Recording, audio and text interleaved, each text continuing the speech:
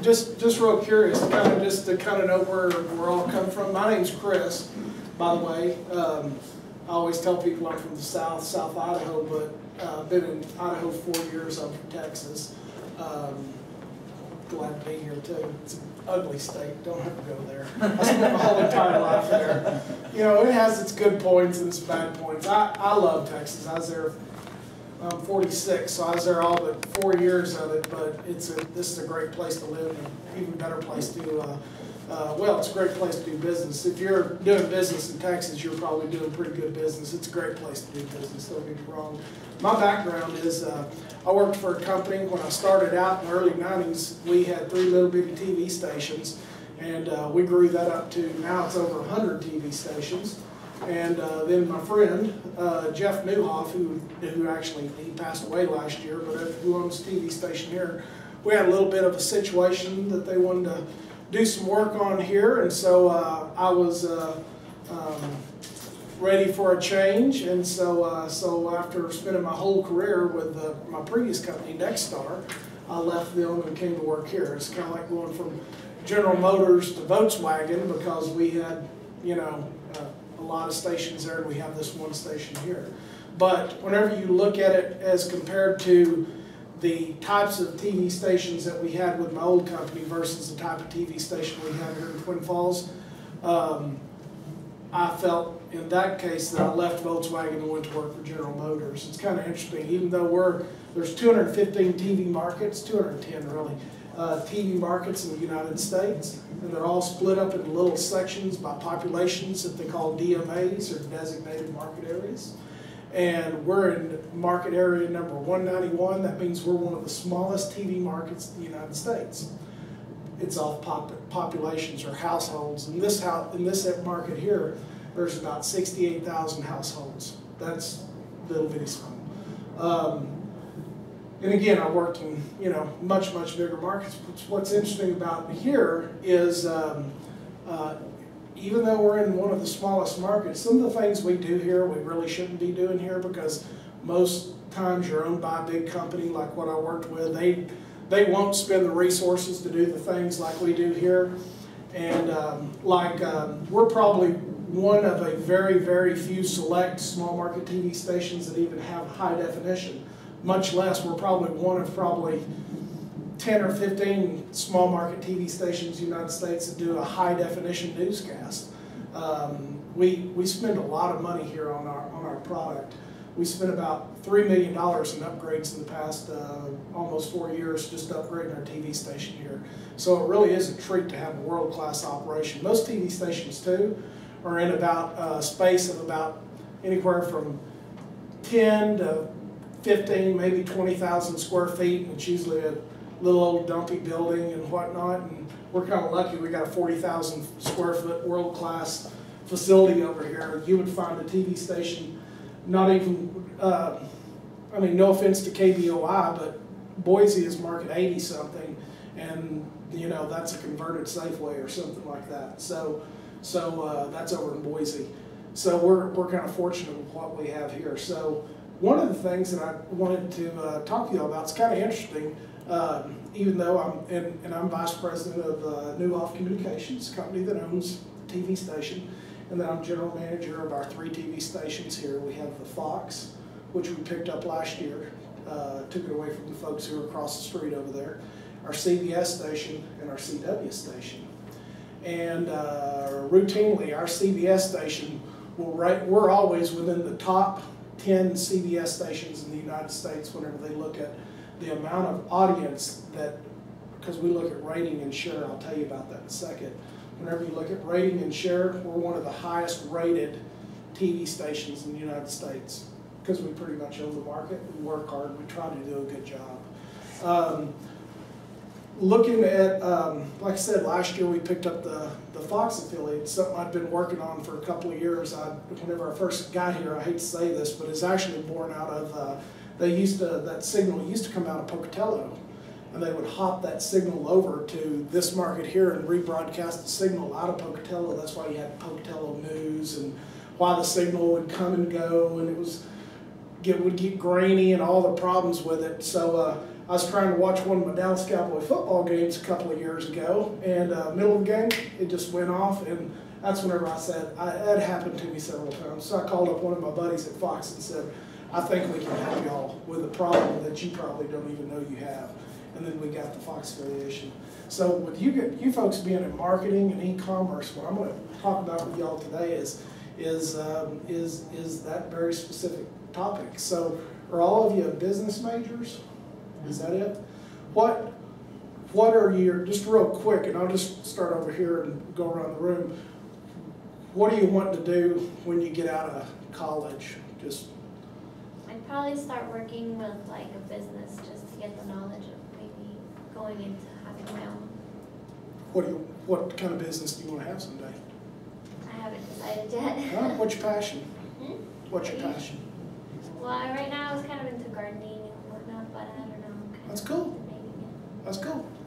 After I'm done here, I'm going to continue on and go into a psychology degree, and then hopefully eventually work with other companies and help them perform better mentally as well as physically. Good. That's pretty cool. Two things that all companies are really keyed on these days is culture and healthcare, because our healthcare costs are going to continue to rise. I just re-signed our insurance program. Rates went up again, and they're going to continue to go up. It's going to be, healthcare is going to be one of the biggest topics for the next 4 or 5 years due to the Affordable Health Care Act. And then whenever you talk about culture, that's one of the things that we're working on at our place right now. In fact, I've got a whole afternoon. I had to pay them to get it, but I'm spending the afternoon with the director of coaching for Zappos next week out in Henderson, Nevada, and talking about culture. So very cool. That's a good idea. I'm actually currently starting my own business, woodworking. Woodworking, okay. Cabinetry and interior type stuff, or just any Furniture, solid wood furniture, custom built. Cool. Well, what we'll talk about today will dovetail right into what you're doing. I'm back here in the back. Own my own business. What's your passion? What are you gonna? Family entertainment. What is it? Family entertainment. Oh, that's cool. In what way? Doing what? Just things that there's not much here to do. There you go. Bringing more things for the whole family to do. That's a cool idea. What about you? Laundromat. Laundromat? Yeah. You're wanting to open a laundromat? Is it going to be the kind where I can just bring my stuff over and drop it off and pick it up and pay by the pound in the afternoon, or Actually, just we the were facilities? considering that, but what I want to focus on is the bigger machines, you know, because the large families in this economy. What about the, like right now, we have two choices. We have Babel's Cleaners, and we have this little place that's on the side of the road that takes about a week or so to do your stuff. and Babel's is pretty expensive. I come from a big metropolitan area. I paid $1.99 for shirts, and I paid $2.25 for slacks. I pay almost 3 times that down at Babel's now. My cleaning bill each They month charge is that almost, much? Yeah. Holy My cow. cleaning bill each month is almost $300. I actually want to stay away from dry cleaning because there's so much with the chemicals and whatnot. I want an actual huge laundromat where you can sit and watch a TV in the football game. That's cool. You know. It's cool. Sell beer right next door. What about yourself? Family entertainment as well. Really? What's gonna be your niche? Actually, we've kind of talked about going into business together. This is my husband. Oh, okay. We're team. And basically just some stuff for families to do because there is nothing Absolutely to do. nothing to do. Yeah. We have 6 children, and what do you do? Right. You either go drive, to Boise, or you go 45 minutes away to the hot springs, or it'd be nice to have something local. Well, just a word of warning on starting a business together. The only ship that don't sell is a partnership. Yeah. So you get everything worked out on the front end, because if not, you'll probably just end up hating each other within about a year or so. So anyway, that's just telling you the truth. It's reality. I've only done it about 5 or 6 times. So anyway. But the next time will be different. Oh, I've given up. Like I said, it's the only ship that doesn't sell. In fact, I got a buddy of mine. He was a fraternity brother and my roommate in college and best friend all the way through high school. And we're still best friends. But he and I had We bought a tractor with brush hog. We mowed lots out by what was then DFW Airport in the middle of nowhere. It's now called Frisco, Texas. And we mowed these partially developed lots for savings and loans. I think I did a lot more work than he did, and we still, even 20-something years to this date, whenever we get together, I'm like, I still got that paperwork, because I know I did a whole lot more mowing than you did, and I still have those conversations. But same thing? Same thing, yeah, we're a team. Good, cool, that's good. It's important to be a team. Well, it's kind of unique, and what I'll do is I'll not only speak to just this market, but I'll speak to kind of the bigger pictures, and we'll talk about just marketing in general, and I'll talk and I'll hit a little bit about television as well. It's kind of interesting this morning. I woke up about 6, ran a couple miles, took a shower, ate something, left, went into the office, and I was at my first meeting at 8 o'clock this morning with a moving and storage company out by Amalgamated Sugar. And the guy knew absolutely nothing about television. I finished that meeting at 5 till, called the office and said, tell Jim Lynch, who owns Lynch Oil, Mr. Gas, and Mr. Wash, I'm on my way to get the rest of my team in there because we're working on a marketing campaign for him right now. And then I did that right up until the second that I said, Jim, I got to go. And I came over here. So. And we appreciate your coming. Yeah, well, this is what we do every day. And the good news is don't ever think you're alone. I would caution you whenever you're building, if you open your own business, say y'all open your entertainment or your woodworking shop or your laundromat, one of the first things you're going to do is you're going to want to invite people to come do business with you. If it's not one of the most important things that you do, it should be.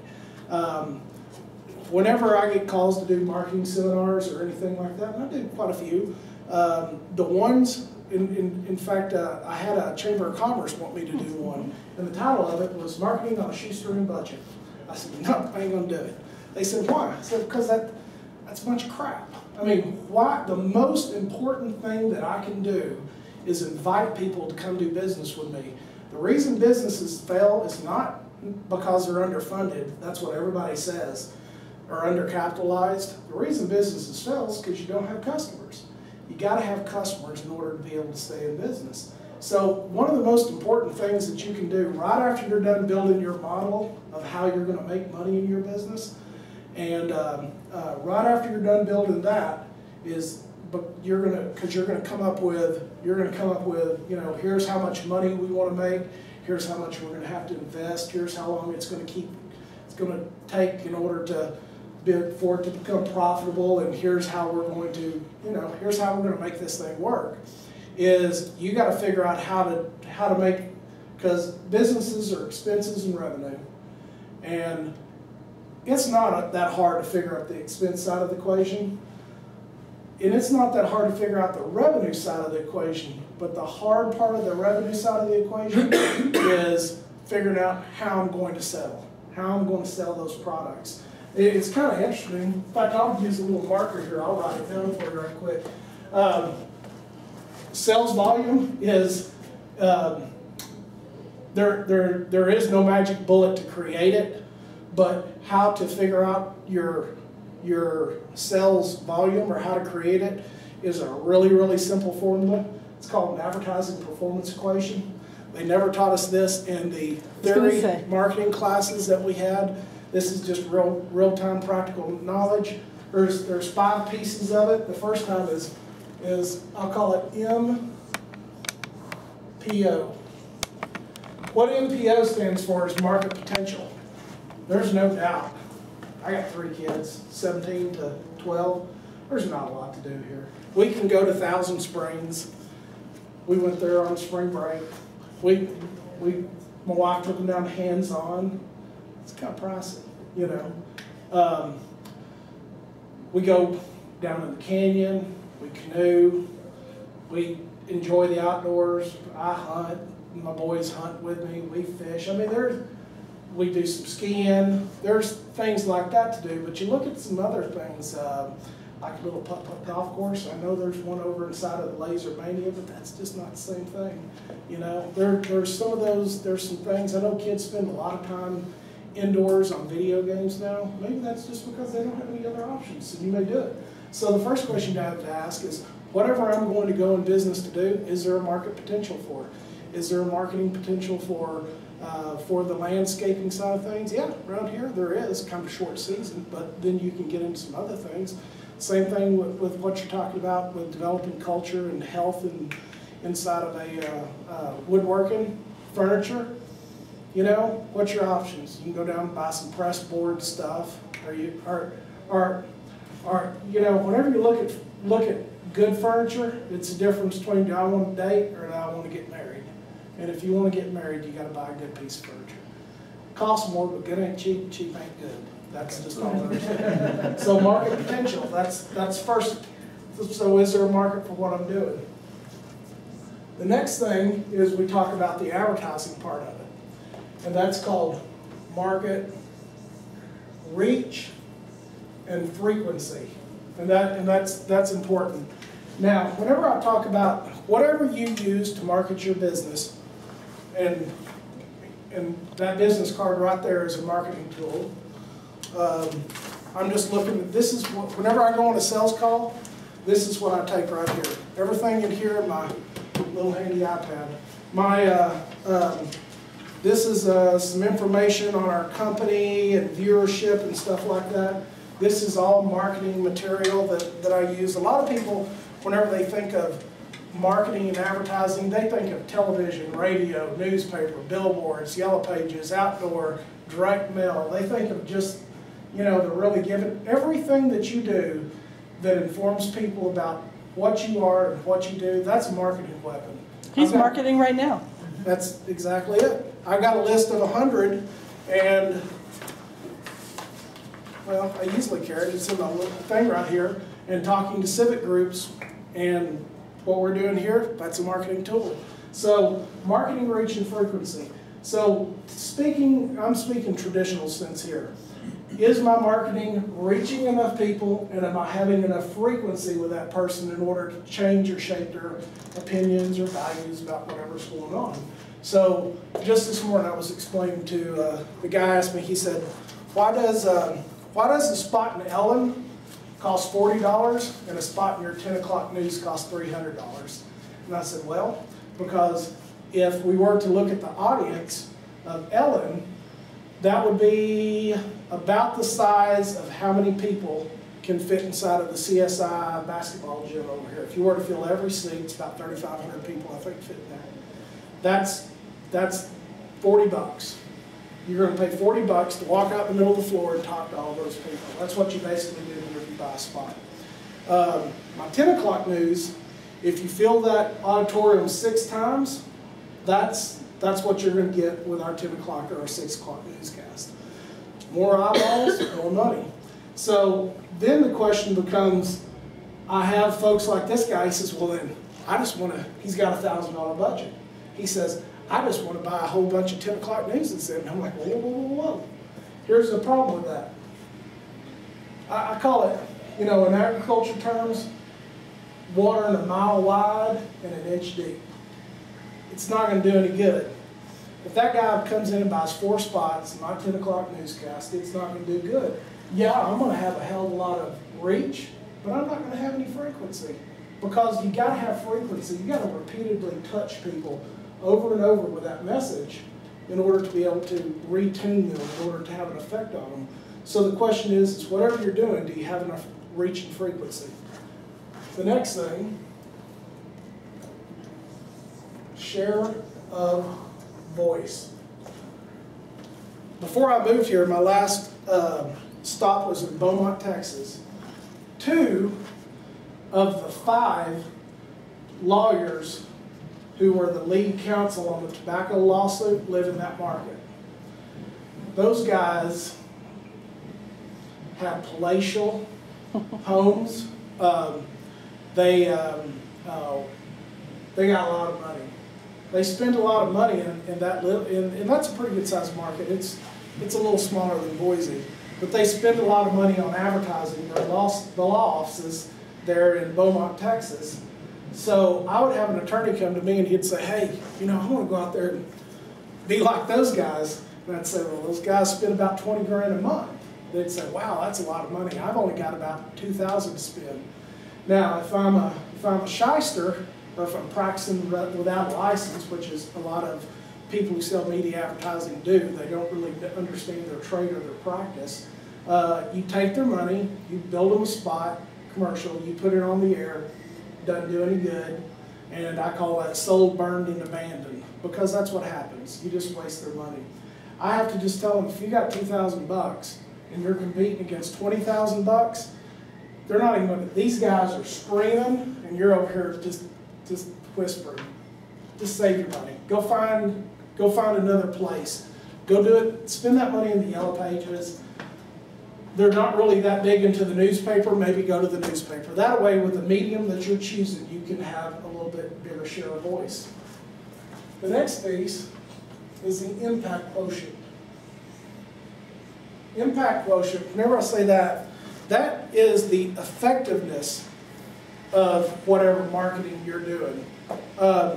We used to have these company business cards, and I hate if this video ever gets back to our CEO, Beth, but because she likes everything uniform and straight and everything else. But you know, when I looked at our business cards, they were white. They were very stoic. They looked like, you know, hey, these are upscale type dudes. Well, you know what? Our business is creativity. And if you take nothing else out of this whole message today, take this one piece out of it. What you say will always be more important than where you say it. Every single media out there, it all works. Yellow pages, newspaper, it all works if it's used correctly. If it's used incorrectly, it won't work. You have to fit the media, the message to the media, and that's where we try to do some of our best work. I'll give you a perfect example. I was in Wichita Falls, Texas. There was a family in town. They were in the oil and dairy business, and they wanted to go into the restaurant business. And they opened up a place called Piro's Seafood Cafe. And Piro is just a little boat. That's a Louisiana term. And Piro's Seafood Cafe. We built them an incredible commercial. We had this whole jingle. I could even sing it in my mind. I wouldn't sing it in real life for the female. But it was an incredible spot. And man, we packed that place up. The only problems is that the Lindemans didn't know how to run a restaurant. Their wait staff was lazy and slow, and they didn't know how to really do that. Their cook was chef. The first one they had was pretty good, but because they didn't know how to run a restaurant, he told them to go fly a kite left. They got in somebody else, the quality of the food went downhill. The whole thing was just a disaster. They went out of business just probably a year and a half later. And here's something else to take away from today. All advertising does is just speeds up whatever was going to naturally occur anyway. If you've got a good restaurant, it won't take long before word of mouth will get around and people will say, you know what, man, they got a dang good burger over at that place, or dang, they do a great job with their furniture, or dang, you know what, I bought those plants, those son of a guns, they're doing great. It won't take long for the word to spread. Like I said, television will just speed up. In that case, it saved them a bunch of money because they went out of business quicker. Otherwise, it just would have been the death by 1,000 cuts and they would have died a little slower. So, impact quotient, that is how good is your marketing message? How good is your commercial? Does it really, really move people? You know, and we turn them out all the time over there at our TV station because we build commercials right there in-house. And we'll take out a really, really good creative spot to people, and they'll look at it and they'll say, man, I like it, but it's just not what I want. And I say, well, what do you want? And they say, well, we want to tell people that we've been in business for 40 years and that we have friendly staff and that we're convenient and we're courteous. And you didn't even tell our phone number in there. And And I have this really cool slogan that I come up with, just right around the corner from high prices. And I've got this this way that I want to end it up with that slogan, and you know, and I never even heard you say that for all of your plumbing needs, be sure to come over to our place or whatever. And I'm like, oh, okay, well, that's what you want. The worst ones are the ones that they say they want to put their grandkids in the commercial. Oh, For those folks, I tell them, I said, well, how about I do this? How about I make you 2 commercials? I'll make you a commercial that you can take to your reunions and you can show your family and everything else, but it won't work, and have your grandkids in it, or else I'll build you a commercial that does work, that doesn't have grandkids in it. Because I can't, just being on it, I can't understand what that kid's saying. And it's going to be cute to you, but it means nothing to me because I don't even know that kid. And here's something else. I don't care that you've been in business 40 years. How many television commercials do you watch that you say, oh man, holy cow, there's that phone number. Let me write that. What is that phone number? And you start writing. It doesn't happen. Fast, friendly, convenient service. Well, guess what? That's an expectation. That's not a value proposition. I expect that when I walk in, and if you're not giving it, well, then you're probably going out of business, or you better talk to this guy and figure out how to develop a culture so that you are giving it. How about this one? We're different. We have good customer service. Well, and again, it's all of this stuff. And you know what? Again, hey, customer's boss. That's what they want. We'll put it together for them, and we'll let them have it. But we'll just tell them right up front. At least the honest ones will. We'll tell them, this sucks and it's not going to work. You're wasting your money. So impact quotient is a big piece of that. And this right here is why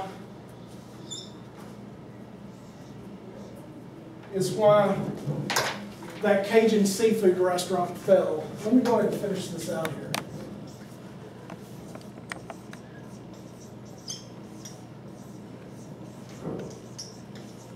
And that's called an advertising performance equation, or an APE.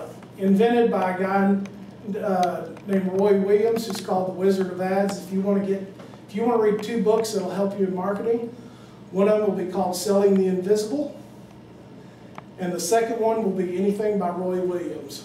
The only difference between my equation and Roy's is that he doesn't have share of voice in it. And I know him. I've been through several of his classes. Yes, ma'am. What was the second one? Anything by an author named Roy Williams. He's called The Wizard of Ads. And The Wizard of Ads is several different books. Well, the first one is called Magical Worlds. It's a book that I would recommend. But personal experience factor, that's why that Cajun restaurant went out of business. There's some market potential because there wasn't a Cajun restaurant in town. I made sure that the commercial schedule that I put together had plenty of market reach and frequency.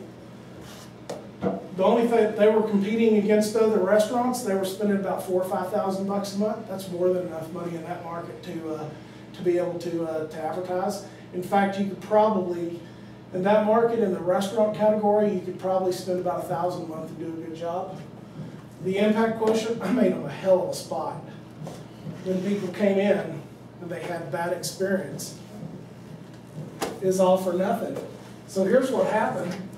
So I might have been a 10 here, and a 10 here, and a 10 here, and a 10 here, and they fell flat on their face. I can't even give them anything there. They had a 0. So 10 by 10, 10 times 10 is 100.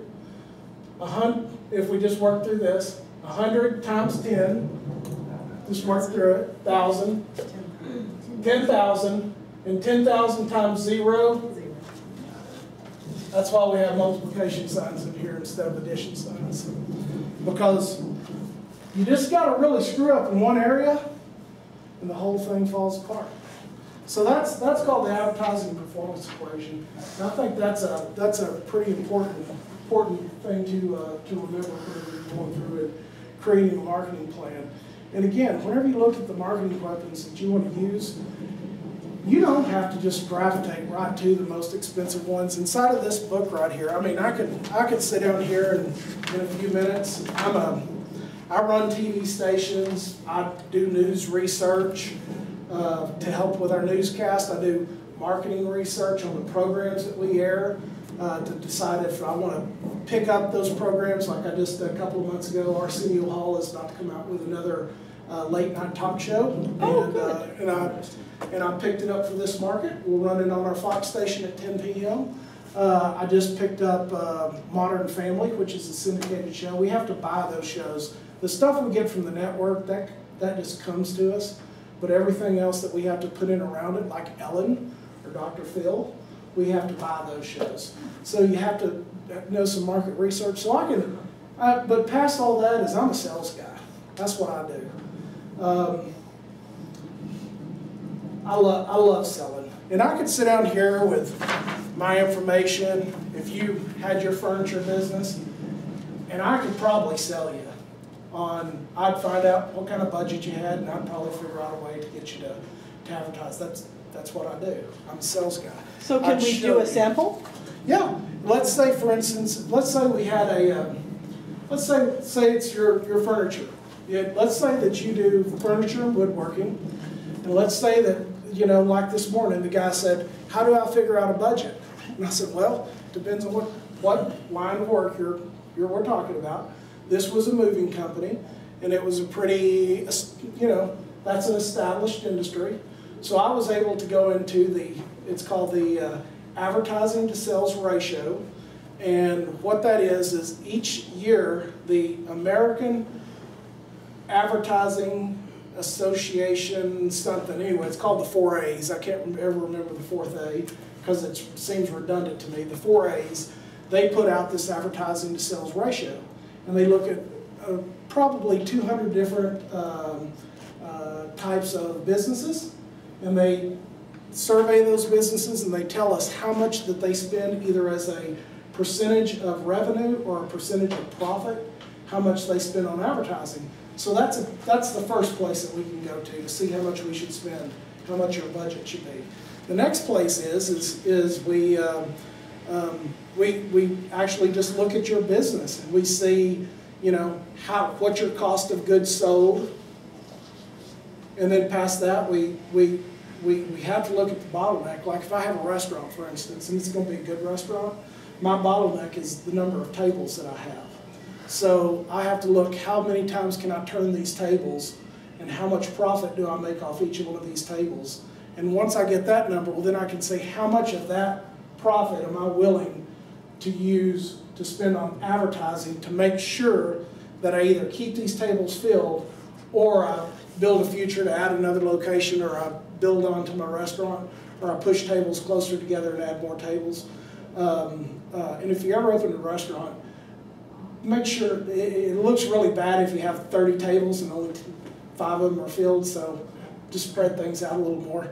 But like in your business, you'd figure out how much money you can spend on advertising based on how much furniture you can turn out. Because you might even have to work the equation backwards and say, you know, in order for me to provide for my family and everything, I got to have revenue of $6,000 a month. And just work backwards from there to say how much of this is it going to take for me to get to make the kind of revenue that I need to bring home in order to take care of my family. And we do that in our business plan class. There you go. They have to just develop this, it has to pass the sniff test. That's a good way to put it. That's practical application versus theory right there. And then you can develop a plan. Then you have your budget, then you need to develop your plan. And then you don't want to water a mile wide and an inch deep. So depending on how much you have, like in this market here, realistically, first of all, whenever I build an advertising plan for somebody, I build it in a way that allows them to be on air no less than every other week.